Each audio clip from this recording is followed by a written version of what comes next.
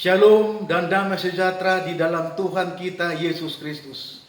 Salam sehat dan tetap semangat di dalam Tuhan di hari yang baru, hari yang dipercayakan kepada kita demi vitalitas hidup, sukacita dan kebahagiaan kita. Senang bertemu dengan Anda dalam motivasi rohani 7 menit.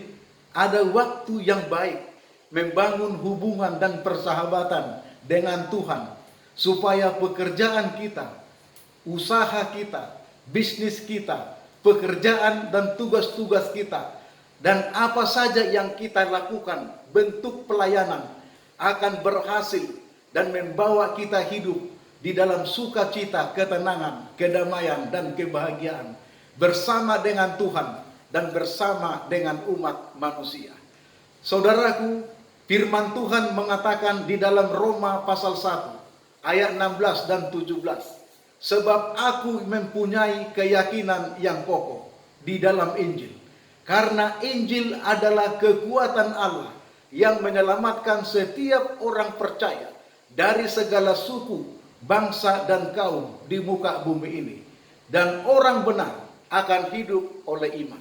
Matius 9 ayat 35. Yesus berkeliling seluruh Galilea, dari kota ke desa, dari rumah-rumah ibadat, mengajar dan memberitakan Injil kerajaan Allah, serta melenyapkan segala penyakit, memberikan vitalitas hidup, menyingkirkan kelemahan manusia, dan menyelamatkan orang berdosa.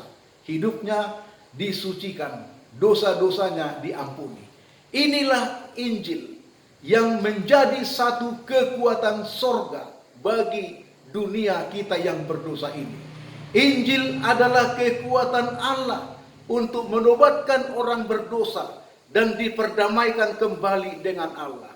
Injil adalah kekuatan Allah untuk mengubah hidup setiap orang berdosa, disucikan dan menjadi benar di pemandangan Tuhan.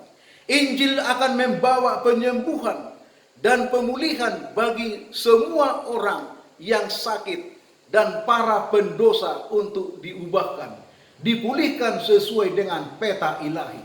Injil itu telah mengubah Petrus yang penuh semangat, sanguinis dan tanpa pertimbangan mengambil keputusan dan melaksanakan tindakan, menjadi seorang pemimpin yang bijaksana. Injil mengubah Yakobus dan Yohanes, anak-anak guntur yang keras kepala, pemarah dan cepat emosional, menjadi orang yang lembut dan penuh kasih. Injil itu mengubah Filipus dan Thomas yang ragu-ragu dan selalu khawatir menjadi orang yang percaya, menurut dan penuh penyerahan kepada Tuhan Yesus. Injil itu mengubah Rasul Paulus, tadinya seorang pembunuh dan sekarang menjadi rasul Kristen yang terkenal, memenangkan dunia kekafiran menjadi orang Kristen dan banyak menyelamatkan orang berdosa masuk dalam kerajaan Allah. Gereja-gereja berdiri dari Asia sampai kepada Eropa. Injil akan mengubah kehidupan kita supaya kita menjadi umat yang berhasil, sukses dan hidup berbahagia di dalam Tuhan. Kisah pasal 2 ayat sampai 4. Kalau kita membaca, ketika Injil itu dikhotbahkan rasul-rasul, banyak orang yang bertobat, menerima Yesus sebagai Tuhan dan Juru Selamat pribadinya. Saudaraku, Injil memenangkan dunia Asia. Injil menyebar sampai kepada Afrika. Injil meluas sampai kepada benua Eropa. Dan sekarang ini, Injil telah tersebar ke seluruh pelosok dunia. Akan diselesaikan sampai kepada ujung-ujung dunia, kampung-kampung lembah dan perbukitan. Karena Injil adalah kuasa Allah yang akan membawa kemenangan dan mengubah orang berdosa menjadi orang yang suci dan saleh, hidup benar di pemandangan Tuhan. Tidak seorang pun dapat membendung dan menghalangi kekuatan Injil itu. Karena Injil itu berkuasa mengubah hati, pemikiran, dan setiap sudut pandang orang berdosa memiliki tujuan hidup yang jelas dan pasti di dalam Yesus Kristus. Hiduplah di dalam Injil Kristus dan berpadanan dengan Injil tersebut. Maka Anda akan merasakan kuasanya Sebarkan dan bagikanlah Injil itu, maka Anda akan melihat kuasa kasih, mujizatnya yang ajaib di dalam kehidupan Anda dan kehidupan orang lain, membawa kemenangan iman dan keberhasilan, dan hidup kita diubahkan, karakter kita dibentuk sesuai dengan karakter Kristus.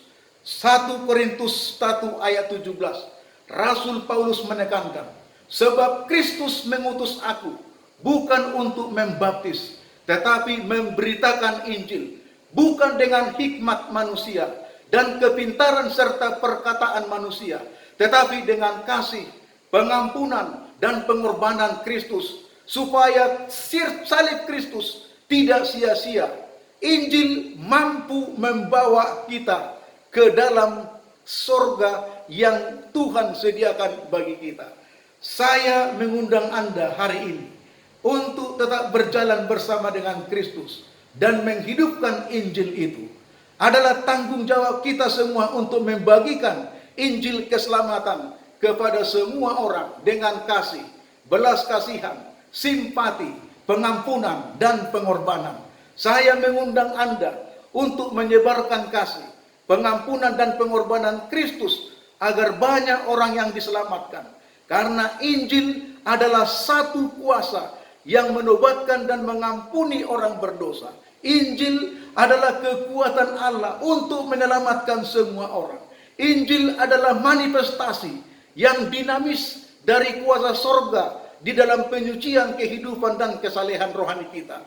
Injil adalah energi kreatif untuk menyegarkan rohani dan meneguhkan iman kita. Saudaraku, biarlah kuasa Injil Yesus Kristus itu mengubah kehidupan kita, membentuk karakter kita sesuai dengan karakter Yesus Kristus. Tuhan Yesus memberkati kita. Amin.